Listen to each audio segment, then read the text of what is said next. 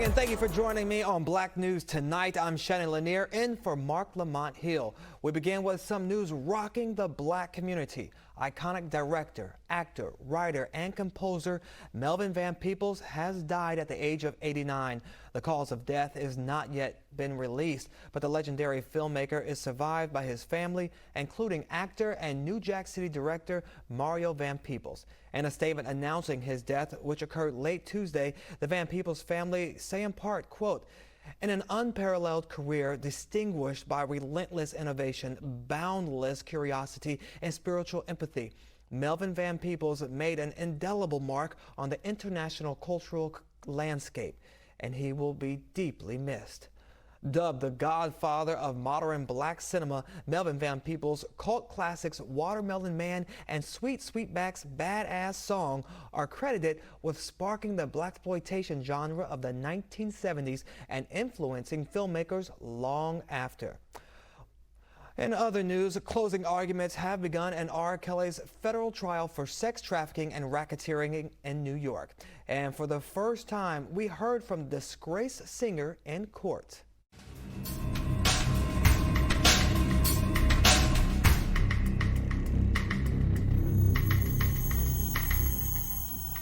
11 sexual victims testified, some of them minors at the time of their sexual involvement with Kelly, including the late R&B singer Aaliyah. Prosecutors say Kelly was the leader of a vast criminal enterprise. As they allege, he used members of his inner circle to carry out his criminal acts. Prosecutors say members of Kelly's team would pick up young girls and drop them off at Kelly's hotel, his home, or the studio where he was recording. And prosecutors say many of the victims traveled across state lines, sometimes leaving their homes in other states to fly to Kelly, who lived in Chicago. The jury was told Kelly produced child pornography, filming girls on his iPad and video cameras, knowing they were underage. Prosecutors say he filmed the girls either alone in sexual situations or he would film them having sex with his friends. Now, they also say that Kelly was violent, beating the girls if they disobeyed him, and two male accusers said that they also had unwanted sex with Kelly and his girlfriends. Now, when the verdict is read, watch it here on BNC or watch it on our sister network, BNC Go. You can watch BNC Go on Roku, Sling, Amazon, Fire TV, and other streaming platforms. And of course, stay with BNC and BNC Go for live, complete coverage of the R. Kelly verdict. And now for the latest from the U.S.-Mexico border and the ongoing crisis there involving thousands of asylum seekers from Haiti. According to officials, the encampment of more than 14,000 people under the international bridge in Del Rio, Texas, now numbers around 8,600 individuals. Now, many of them Haitian migrants have been rapidly deported, while thousands have been released into the U.S. for processing by immigration. Well, we'll fill you in with the updates as the details on that become available.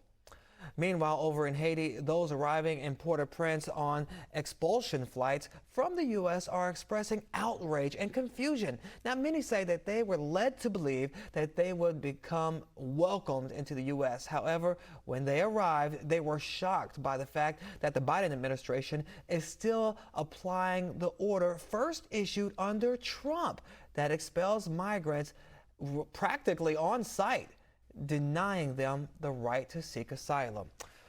All right, and just when you thought things couldn't get any worse, Governor Greg Abbott of Texas has set into motion a scene that belongs in some type of post-apocalyptic movie. Abbott has deployed, look at this, an enormous fleet of state-owned vehicles to create what he calls a steel wall, and a bizarre move to block asylum seekers from entering the country. Now, it's meant to stretch for miles along the border and harkens back to former President Trump and his slogans about building a wall to keep immigrants out.